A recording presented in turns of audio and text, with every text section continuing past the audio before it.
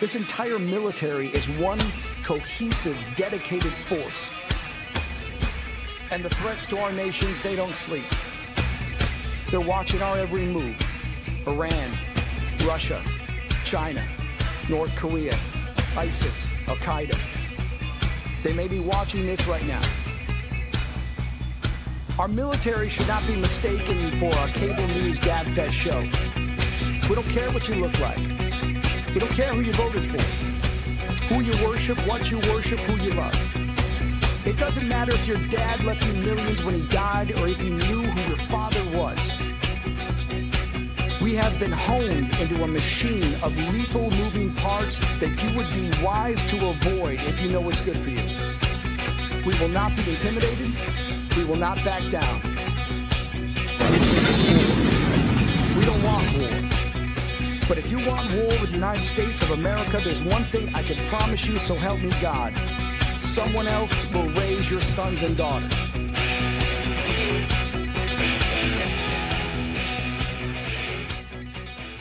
Opinions expressed in this program are those of the speakers and do not necessarily reflect the views or positions of any entities they represent. Welcome to the From Pain to Purpose radio show. I'm your host, Eva Fulton. In this show, we explore the incredible journeys of resilience, healing, and transformation. In each episode, we will sit down with individuals who have faced unimaginable struggles and turned their pain into power, heartbreak into hope, and their challenges into meaningful change and finding new purpose in life.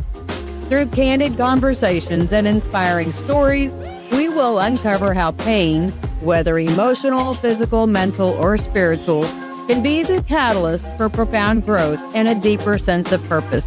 So if you are looking for motivation, insight, and real stories of triumph over adversity, you're in the right place. Let's get started on this journey from pain to purpose.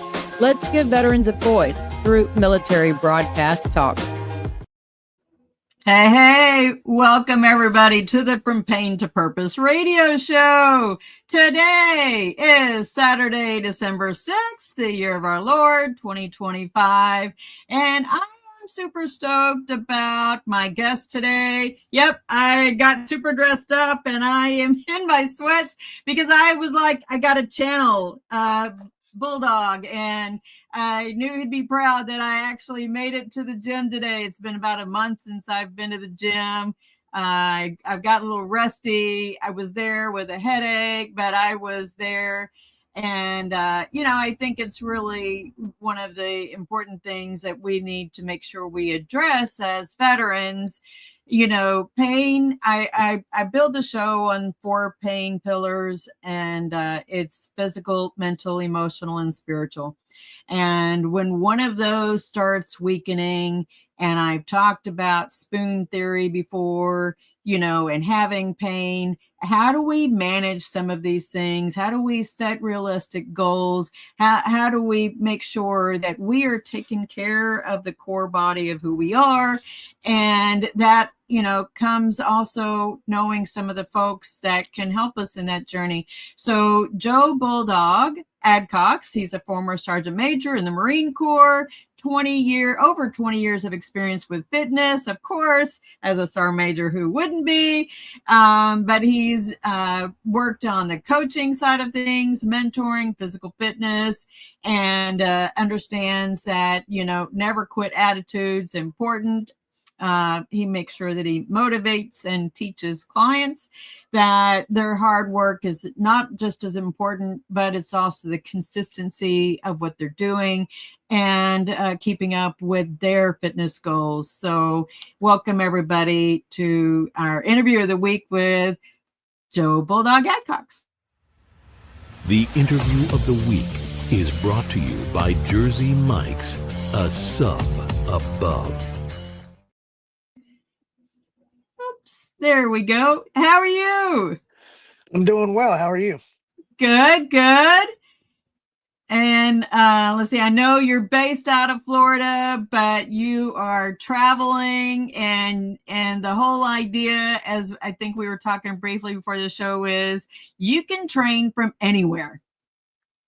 Absolutely. Yeah, absolutely. You can. It just depends on having the right plan, the consistency, things that, like you mentioned before, and just doing it.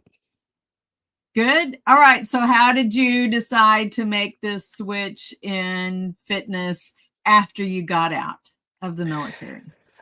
So I retired about 5 years ago, and traditionally so our major route is either project management or HR, Uh-huh. right? And I knew that I had, the skills and things in order to do that, but it wasn't something that I was very passionate about. Um, like you kind of mentioned before, I've been doing fitness um, since 2005 as a coach and a trainer. But in reality, growing up with sports, having mentors and coaches and things like that, and then spending so much time in the military, using that military discipline and coupling those things together, and it's just something that I knew that I was meant to do. Did you see the importance of fitness as a key ingredient for folks even when they got out, to leverage it, not now because they had to in the military, but because they want to now? Well, the biggest thing that I noticed, because my clientele is about 98% veteran, Okay. and doesn't matter how long they stay in, whether they, did basically 4 years or did, 20 plus years, there's a piece that's missing, right? Former athletes that have had coaches and, now they're off on their own, unless they really dug in and really learned how it all works, Hmm. then it makes it very frustrating. And then that starts to stem over on the wellness side and the mental aspect of, am I good enough anymore? Am Right. I ever going to be back in my heyday? Well, Right. it just really depends on your outlook. Um, I like to look at life as being ever progressive. And we kind of Yep. discussed a little bit earlier. It's not that hard to look back 1 year and see where you're at. Yeah. It doesn't matter if, a year ago you could only do a mile walk. And now, now you can do a mile and a half walk. That is still progression. Yep. But, being a military veteran and, talking with veterans, we always gauge where we're at now based on where we were then. But we don't have the tools, the assets, we don't have the community around us. And that's what I foster. Not only with my team of coaches and I, but also the community of the other veterans when we do um, our various group calls throughout the week. And I'll Yeah. tell you that wellness aspect of, because I monitor and I have coaches in there that monitor in my app every single day. So when people log in food, we're able to kind of catch them along the way and give them guidance of, okay, let's hold off on the fat a little bit. You still got plenty of carbs and protein and calories. Um, because it's not that people necessarily overeat. They basically eat just enough 1 or 2 times a day, and then all of a sudden they're like, "Oh, yep, I fell off the bike, and now, I have to stop for the day," and it just starts wrecking your metabolism over time. You know, I think the biggest thing I always struggle with is getting enough protein, you're not alone. Trust me, you're not alone on that. I don't get enough. And I even on the way to the gym, I drank a protein shake. And I think that there's this part of me that also gets burnt out on the taste. Maybe I just, haven't figured out the magic. Oh, this tastes so good. I've got to have it every day. It becomes this mental thing. And then I push the protein shakes aside for a while. And all right, what are my other protein options? Yeah, It's a struggle, but I think that's probably a lot of people that it's this. How do I match uh, the diet side and blend it somehow with the physical fitness side? But like I was telling you before the show, the biggest challenge I had when I got out was flipping that switch that I'm not doing PT now because I was forced to do it. I wasn't doing the weigh-in stuff now because I was forced to do it. I'm choosing to do it now, to do it for me. And because I've had so many physical challenges from the car wreck injuries way back when in 92, I broke my back twice in 2022. I've had knee replacement. I've got 3 screws in each knee. I have all these different setbacks that I've had over the years. And every time it's like, restarting again, but it's at least I started somewhere. No, absolutely. And those are some of the biggest hurdles that my team and I deal with is one, shaping expectations where you're at now by us looking back, 10, 15 or so years and thinking that you're that same person, right? In Right. regards to physical and mental and wellness and all those things. And once you kind of get across to people like, hey, there's a natural progression when it comes to longevity. And I specialize in corrective exercise as well. Oh, And good. what that typically means is identifying asymmetries and imbalances in the body, which a lot of times can get caused by prior injuries, um, and working around those things in order to strengthen and improve range of motion and all the aspects of the physical fitness side, because as we mentioned before, there's multiple pillars of fitness, right? But Right. specifically on the physical fitness side, it's got to be holistic in regards to recovery, strength, agility, range of motion, doing those recovery things, because just because you go to the gym or you work out or whatever the case may be, your body is going to tighten up and it's going, those muscles are going to get, they're going to get tighter over time, which causes strain on the joints. Well, if we don't do those proper recoveries with, things like cryotherapy, myofascial release and other aspects of it, the degrade of your physical fitness is going to go down and it's always going to be a precursor to injury. Right. So teaching people not only how to eat, but coupling that with a proper progressive program, and like I mentioned earlier, kind of like the crawl, walk, run Right. of getting back to where you should be now, not where you were before, but where you should be now if you continue to progress from then. So, the crawl, walk, run mentality, I know a lot of people in the military have heard that. And when I first get people on my app, it's kind of like when they go to boot camp. Like I'm going to be in there looking at every single thing that you eat, give you recommendations and suggestions, even though you do have a meal plan. I don't train people to get ready for shows. I can, and I can also, train people in regards to get ready for an athletic event. But the vast majority of the people that I work with, they just need to be taught, but they don't take the time to learn this part of it. I'll ask them, I'll be like, so what do you do for a living? Somebody will tell me, I don't know, I do this manual labor work or, something like that. I'm like, okay, that's great. Now, your job is quite physical.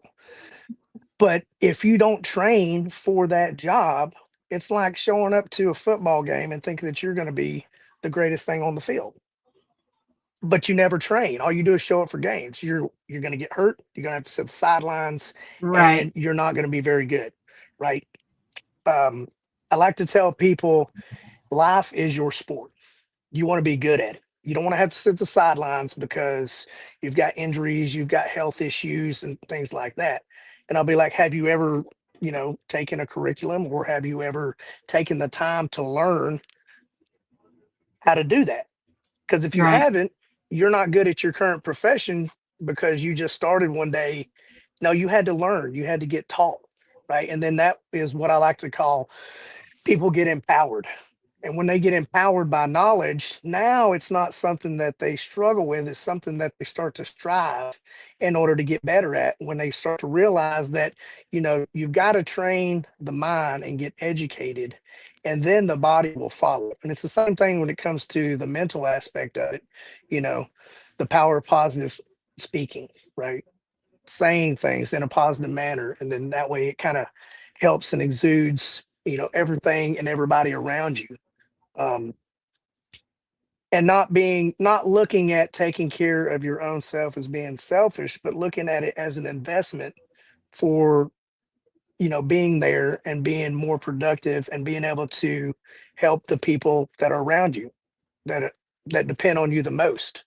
You know, I talked to a gentleman, I'd probably been a couple months, and I asked him, I said, what are your goals? What do you want to train for? And he kind of opened up to me and he said,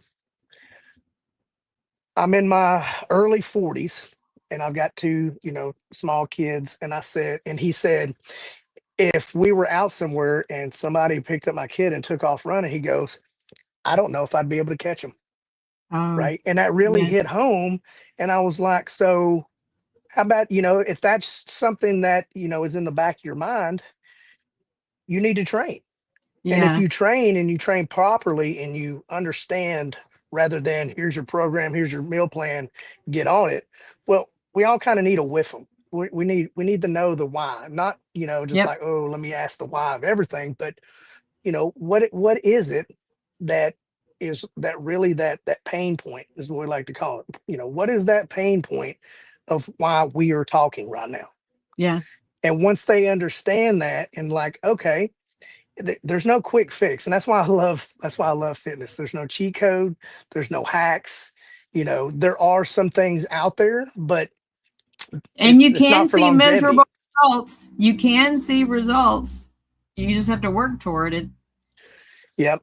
And you know, the hurry up here right now, you know, 8 second swap type of mentality, right? People think that, you know, there's just a quick fix. And there's not, because you've got to train your body just like you unintentionally deconditioned your body over, Right. you know, however many years. So you Right. have to retrain your body in order to perform like you want it to perform.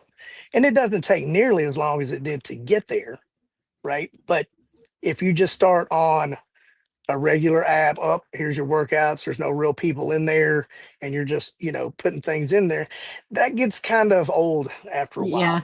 Because you're just trying, you feel like you're by yourself, and that, you know, having the community that I have, and the group calls, and having that almost internal fitness social media, you know, I have people that are now friends just because of that, and it just makes their network in a more positive manner rather than scrolling on, you know, social media and seeing all these unrealistic expectations, because everybody's different.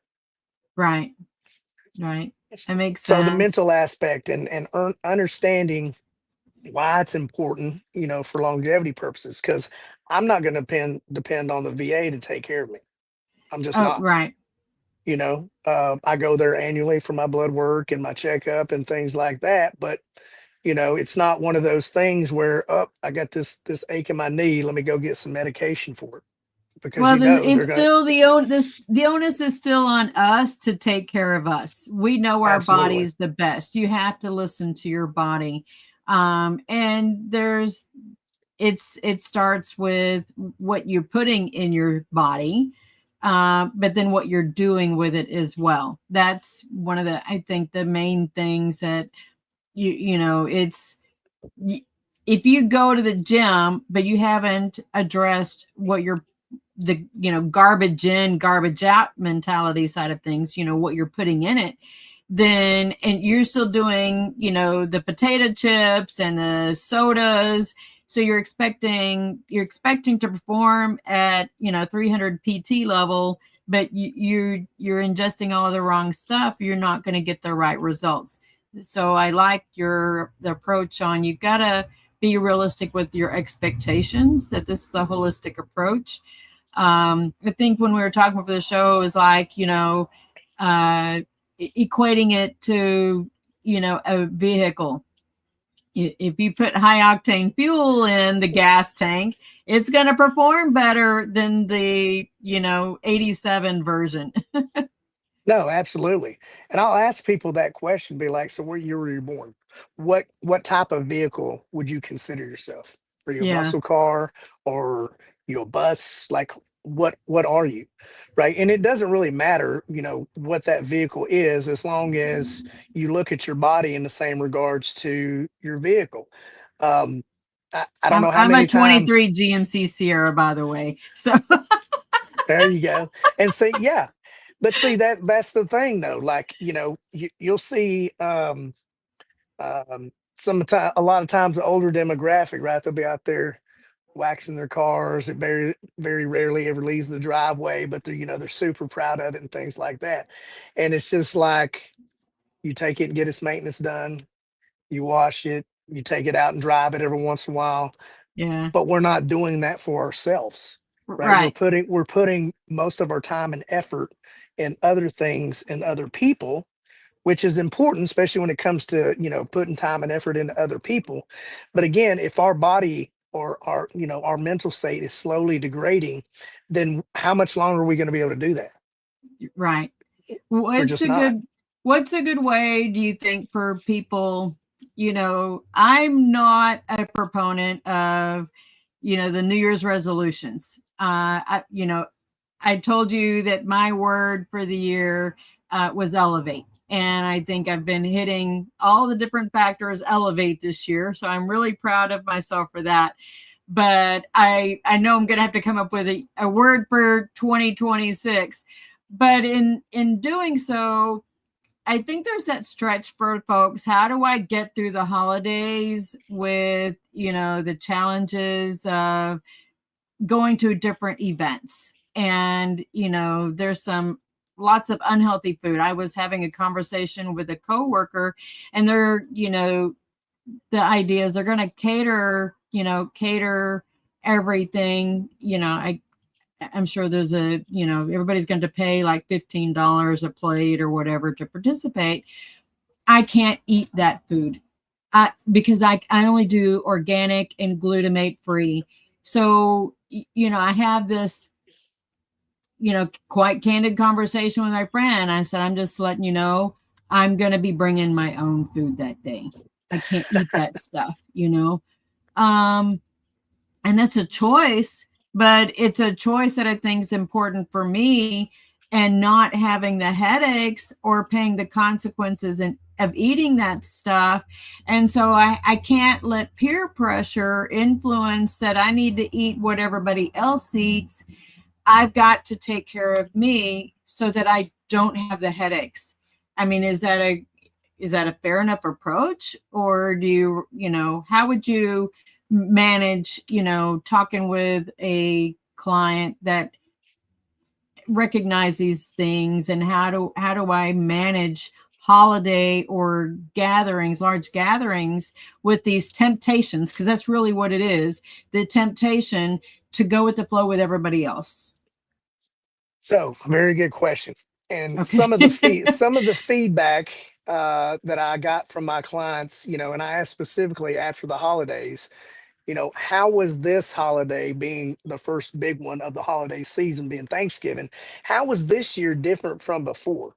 Yeah. And just like I said earlier, the knowledge, they felt Yeah. empowered. They knew by working with me before, like, hey, we don't just go anywhere. And it's supposed to, they're supposed to have food, kids' birthday parties and things like that, right? You pre it, you I guess you pregame yourself with food, and you go in there with a reasonable appetite. And so you've learned to listen to your body, and your body is it's a very well-oiled machine Yeah. once it's been taught, once you've trained it, and it will tell you exactly what it needs when it needs it. We just have to know how to listen to Yeah. I'll blow people's minds when I tell them. I'll be like, so when you get hungry, you get those hunger pains, right? They're like, yeah. And I'm like, so what do you do then? Well, if I feel like I've eaten too much or whatever, I'll just ignore it. Well, that hunger pain goes away. And here's the reason why: because your body's metabolism and your basal metabolic rate are something that's structured based off of your weight. And then once you know how to listen to your body, it will tell you, you know, when to eat, when not to eat. And when you have those hunger pains, that's your warning order saying, hey, it's getting about time to eat. And if you don't feed it, that hunger pain goes away. And the reason is because it has to slow down your metabolism, start storing fat for the winter, right? Just like a bear, and it will start cannibalizing your muscle tissue. That's why you don't stay with that hunger pain forever. And, and I deal a lot with body composition. Um, and I'll have people that are thin, we're working on putting on weight. I have people that start out at a certain weight, say like 215 or something like that, and then we'll get them dropped down. And then what will happen is we'll change up their macros, and I'll usually go up a little bit in calories.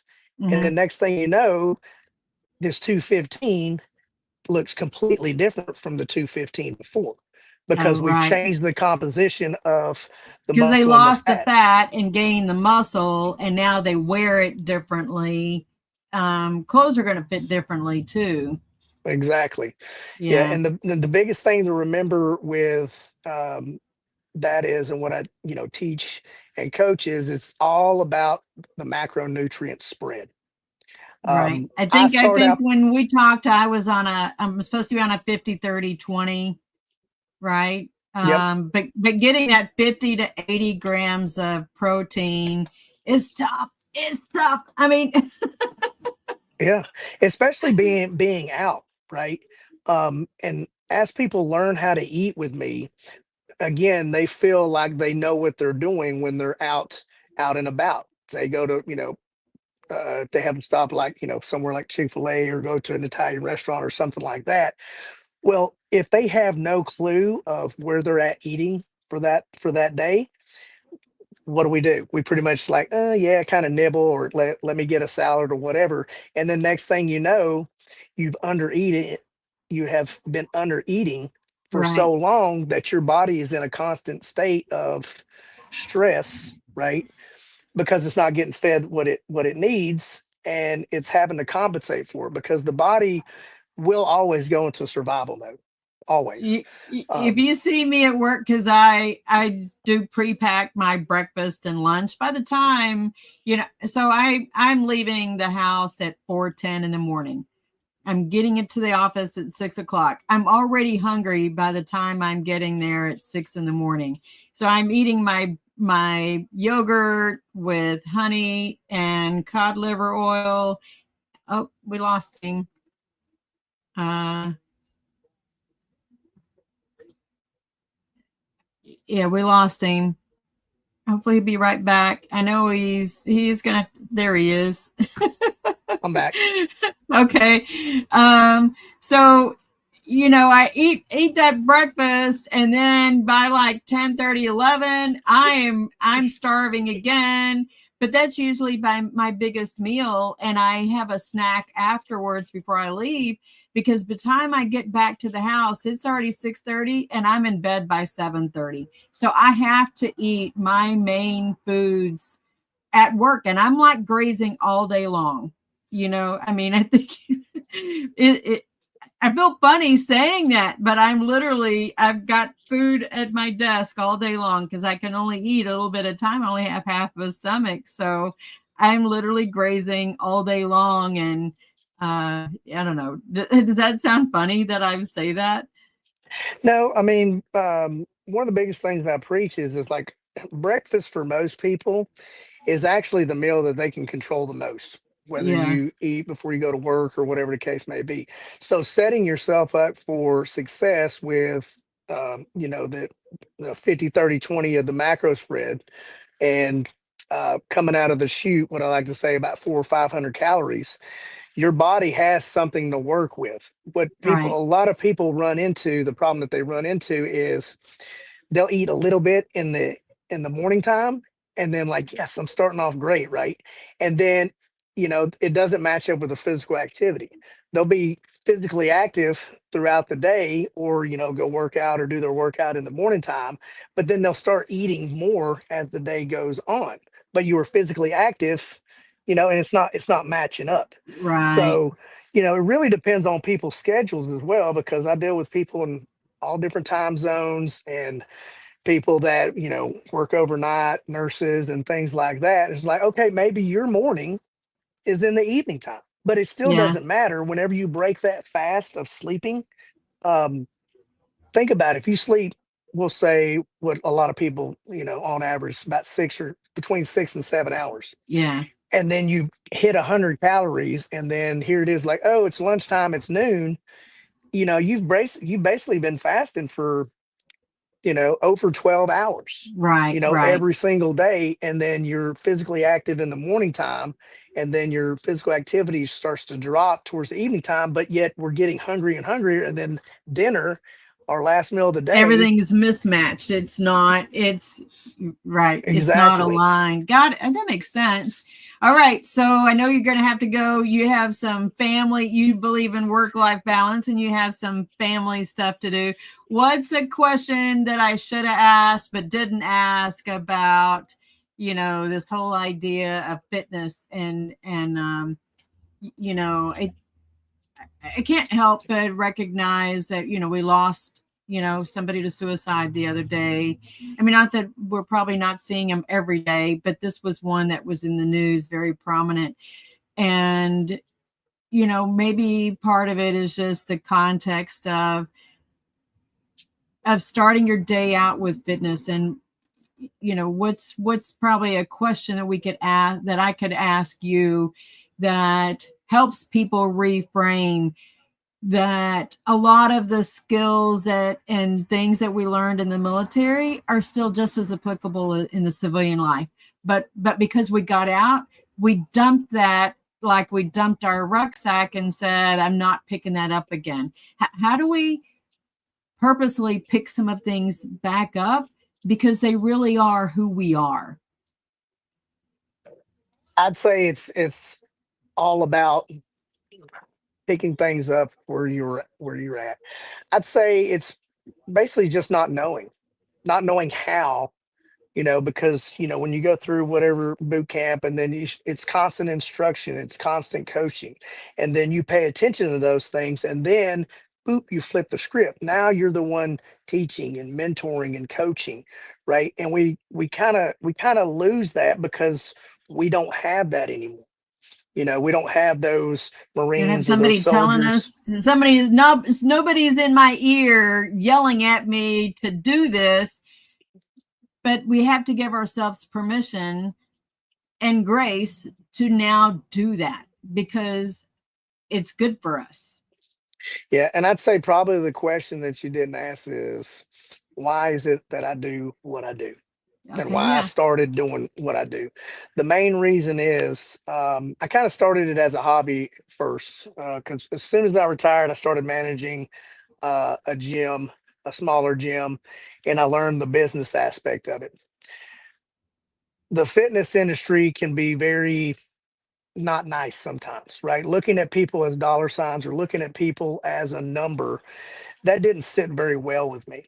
Right. So I started doing and then not only that, but losing friends that I went to high school with, play sports with, for in their mid 40s, lower 40s, because they just kind of kept on and eating and doing the same things, and and it was unfortunately to their detriment.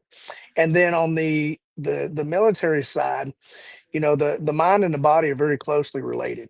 If you don't like what aesthetically see in the mirror, and then you start to put all your value of yourself in that, right? Because been there, done that, and now I'm not anymore. And then going through some tough times myself, especially in the first couple of years of being retired. um that's the one constant that kept me through. And there may have been a little bit of vanity Is it? involved in that as well, but it got me to the point of, what, if this is helping me, and I have the tools, and I can teach and coach people to show them, hey, let me show you how to get to Maintenance Mountain. It's a long, treacherous journey depending on how far you've fallen in the past. But once you get up on top of Maintenance Mountain, it's really not that hard anymore, because now your body's trained, you're educated, but it's just as easy to slide down the backside of Maintenance Mountain. Right. if you're not paying attention anymore. Because I'll have people that train with me for a while, and I'll be like, all right, we don't necessarily need to track anymore. Just continue on with your workouts, now that you've learned along the way. And they will self-report and be like, you know what, I'm going to track for, a couple more days here and there. And I'm like, yes, absolutely. Because you got to put yourself in check, because inherently our bodies are very lazy. They're going Yep. to do what is the easiest route. It's our mind that we have to train in order to get the body to react and do the way that we want it to. And ultimately that's what it's all about. So, you know, taking care of people in regards to, like, hey, it's okay, your bike wobbled a little bit, but I'm right here. You're not going to fall off of it. You know what I mean? And that part of it is very fulfilling to me, especially, because I'll train people for 3, 4, 6 months, and at the end I'll talk to them and be like, you know what, I think you're ready. I think you're ready. And they'll be like, I think I agree with you, right? And we'll talk a Yeah. little bit of why that they're ready to go off on their own, and always have an open invite to come back. But then there's some people at the end of theirs, I'll be like, all right, so I think we've made some progress, but I don't think that we're next necessarily ready to graduate yet. Yeah. Because some people may need a couple of semesters worth, right? In Right. order to, really learn and understand how health, fitness, and wellness all work together. And once you get all three of those aspects jiving, then it's going to make all other aspects of your life better, especially for those ones that depend on you the most. Right. Right. I appreciate it. Folks, I have already put in there in the chat, and you can see it on the screen. You can reach him at Bulldog Fitness. Yeah. Bulldog Essential Fitness. Yep. Oh, And there you essential is go. the part, the very important part of it. Bulldog Essential Fit. He's ISA certified, so read that on screen. It says Bulldog ESS Fit .issa certified trainer.com.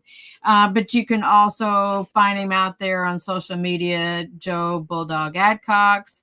And I think he had told me before that y'all can go ahead and PM him. Let him know that, hey, you watched the show and we sent you to him through there, so he can know where you heard about him. I think that's important to, to help establish, is this a great venue? Because I'd love to have you back on and, help. I think it's the accountability side and trying to help people know that, as they do hit that curve at the beginning of the year, that there's help out there, and you don't have to try to just manage your gym membership by yourself. Now what do I do at the gym? Because that's where I struggle, is that machine is too many choices, and anyways, so Yeah, and anybody can feel free to send me a message on social media, and I'll get you on a consultation call. And the biggest thing about those calls is I meet you where you're at. So yeah, if eating's your biggest problem, and you have a pretty good workout routine, and be like, hey, then we'll just coach on the eating side, and vice right, versa. But the main thing is just getting the word out there, and helping people, get past and be like, look, you're not done yet. You want to be able to, all the way until the day you die, with that sports car or whatever, as a body of a vessel going sideways, boom, be like, yep, I exhausted all of it. I used all of it. So, we can um, get you past the phase. Well, which way do I go? Which way do I go? Reach out to Bulldog and get you started right. So thank you so much for joining us, and hope you enjoy your good family evening. yep, I will. Thank you very much for having me, and I'll talk to you Yeah. again soon. Okay. See ya. All right. Bye. Bye. All right, folks. Thank you for staying here. And we got a heart. I'm not sure who dropped the heart, but thank you so much.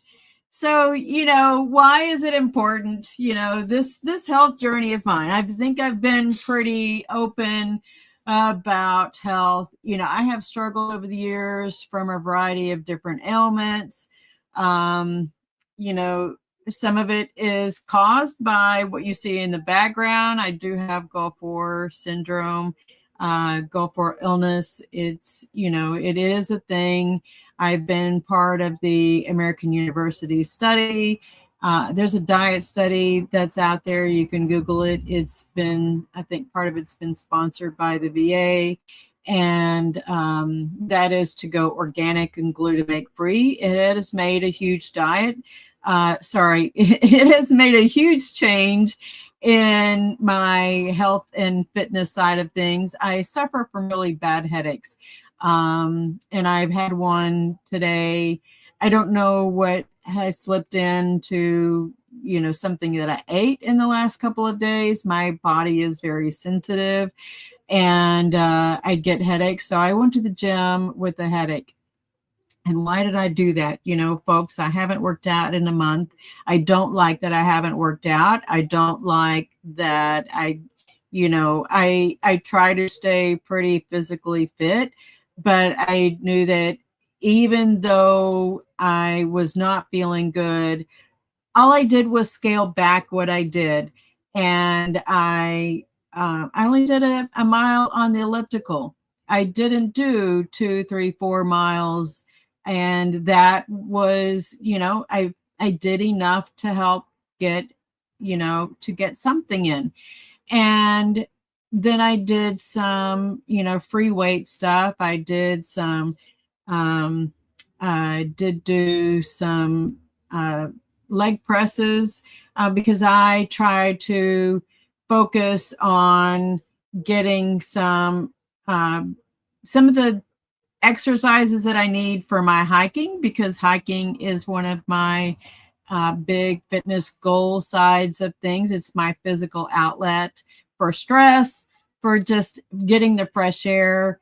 And I have to, if I'm not out there hiking and it's cold weather, I still need to make sure that I am maintaining my body that is going to handle it when I get back out there on the trail in the spring.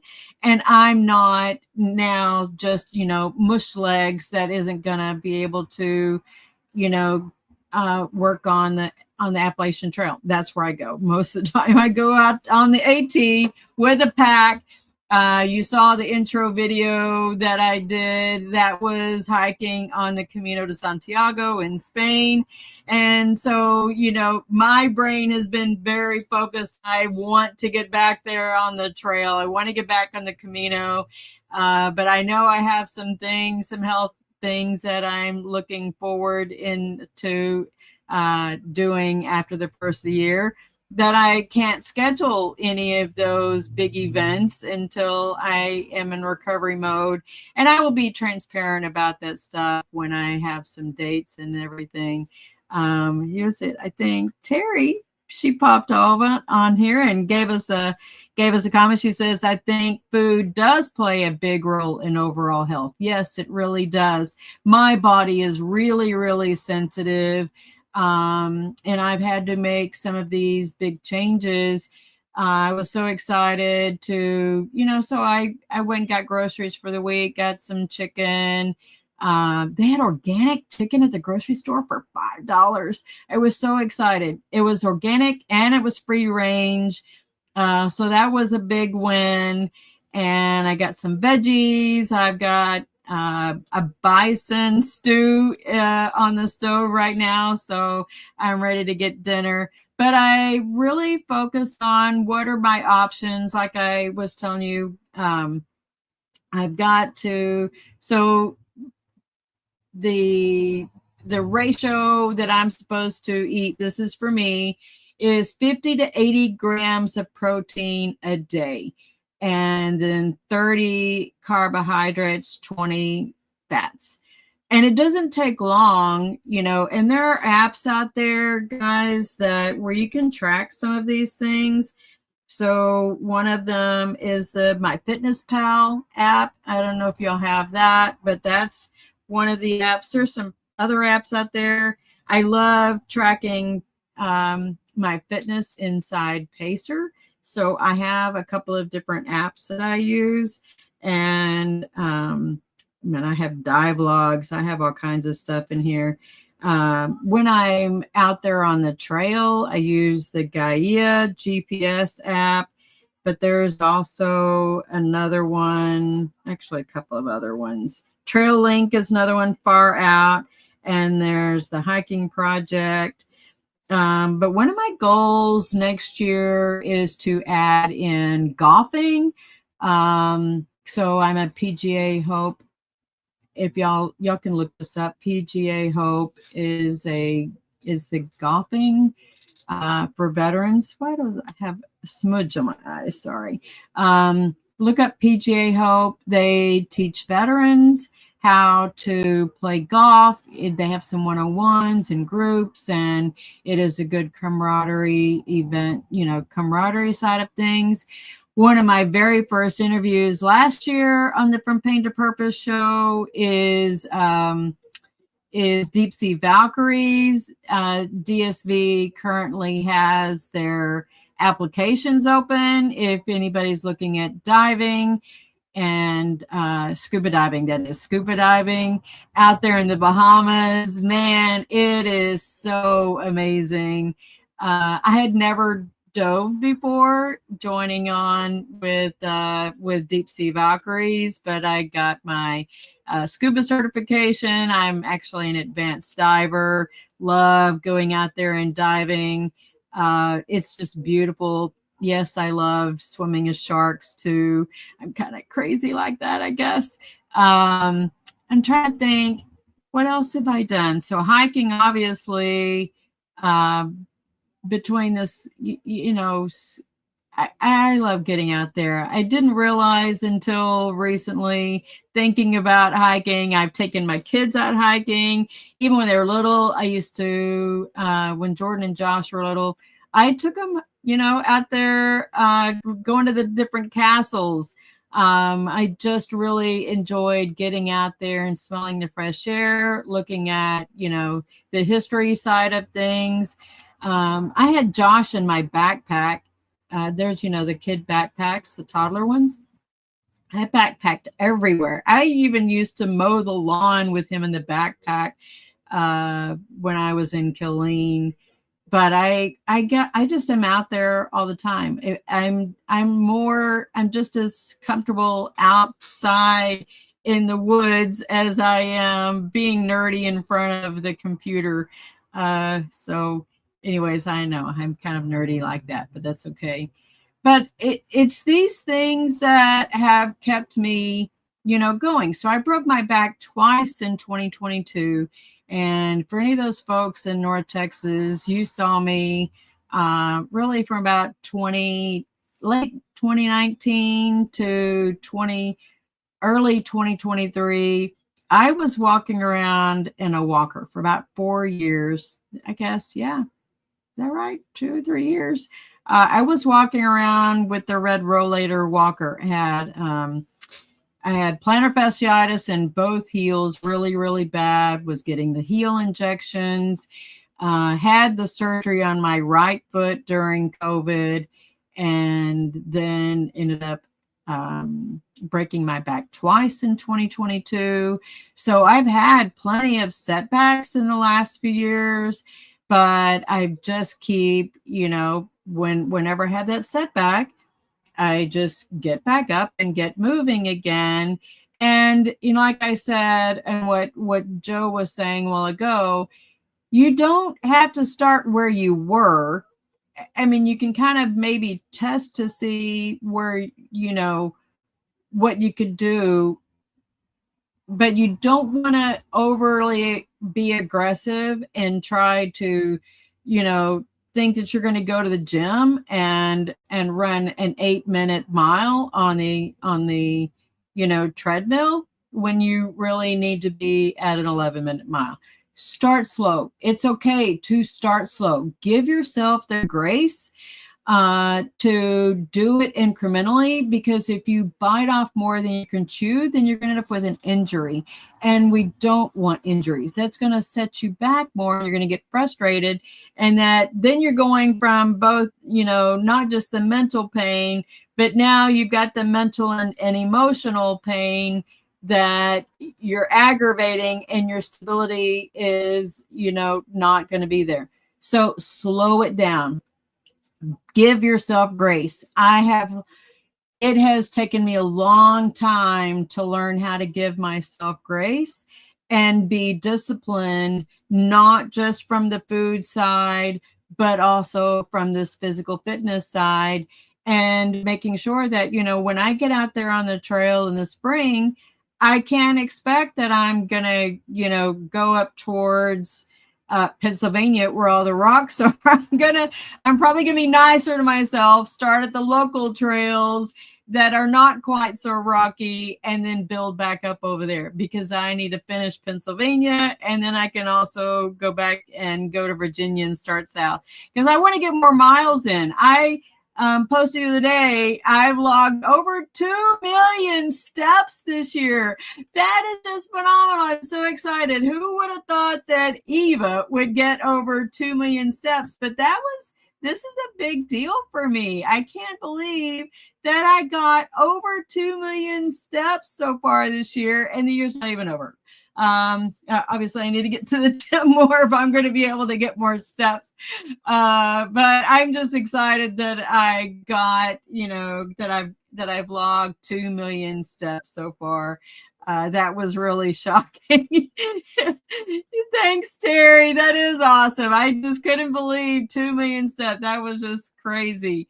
But when it's little by little, it adds up, and you don't realize how many you're doing until you start seeing that. And I don't know, that was just, it was a little win. That's what I felt like. It was a little win, and more of a goal that, when I have some of that time off that I'll be doing next year, that, it's going to be for a cause, that it's going to be better, and man, it'll be worth it. It's all about healing and everything. So I have about 7 minutes left. I touched a little bit on, some of the suicide stuff, and, I posted a video the other morning, yesterday, I think it was yesterday morning, really early, 4:30 in the morning. And, reach out and talk to one buddy, right? Every day. If we can just reach out and, reach one, I think that we as the community are going to be part of the solution. And,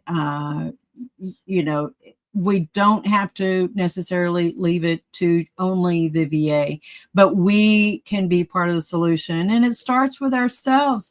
It starts with our own mindset, whether you're a veteran or not, that your health and welfare starts with you. And you have to give yourself enough love and grace. There was a friend of mine at work that had sent, she was amazed at what I'm doing, but she doesn't have time to focus on any of her own personal care, because she's so focused on, helping everybody else. And I get it. But if you are so focused on helping everybody else, your cup starts dwindling down, and you have to fill your own cup. And that starts with your own health and welfare right here. Remember part of the airplane instructions, not the airplane instructions, the airplane doesn't give you instructions, but the flight attendant does. Put the oxygen mask on yourself.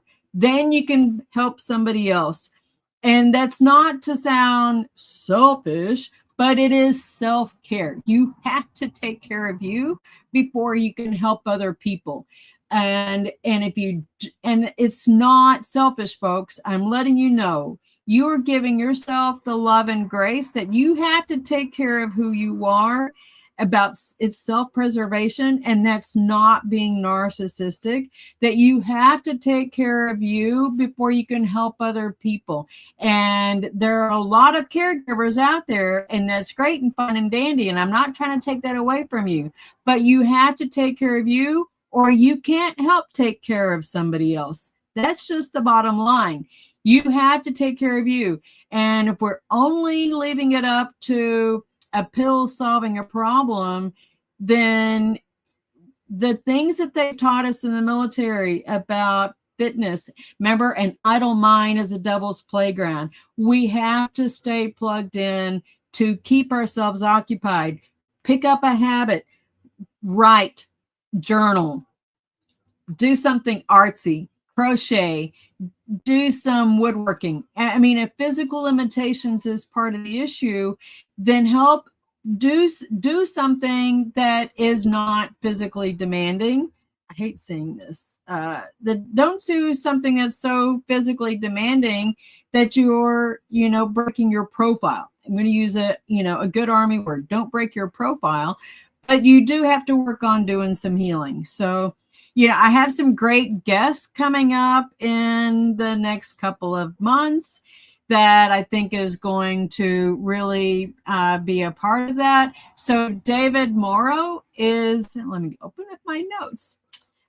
David Morrow, I found him on LinkedIn. So he's a former infantry officer. I can say that. David Morrow is a former infantry officer with the Canadian Armed Forces, and he has some things to share about his health journey that he has been on, along with some other things going on with Canadian veteran care. And that's really important. I want to make sure I pause on that, because there are some things going on with the veteran population in Canada, and I have a very good friend of mine that's up there in Canada too. Maybe I can reach out to him and get some insight as well. But there's some stuff going on that I think we in America might want to pay attention to as well. But so David is involved, like I said, with his own health journey and fitness and stuff. Then we have Rush on December 20th. He's a podcaster in North Texas. Ran into him a few years ago, was on his show. Man, I forgot that I was even on his show, but he's going to come on the show and tell us about his pain to purpose journey and finding the mic and his passion for music, because he has that as well. I've heard some of his music. Brian Sims is going to join us on December 27th. He's the director of Project Rebirth, and that is a peer-to-peer veteran support group focused on recovery. Then we have Samantha Jean Jasso. Now, Samantha's going to join me in my house, in my home in North Texas, and she's going to share her pain to purpose story and how she's actually turned some of her challenges and into some recent personal accomplishments. So I'm so excited for her. Going to be in person in my home, and that will be really cool. Then Vets in STEM on January 10th. Joining me is a really good friend of mine, Gerald Bennett and Ricky Ritchie. Gerald is a West Point grad, and he was a starting quarterback for the West Point team for a while. And then he's been building his personal legacy focused on bridging the youth, bridging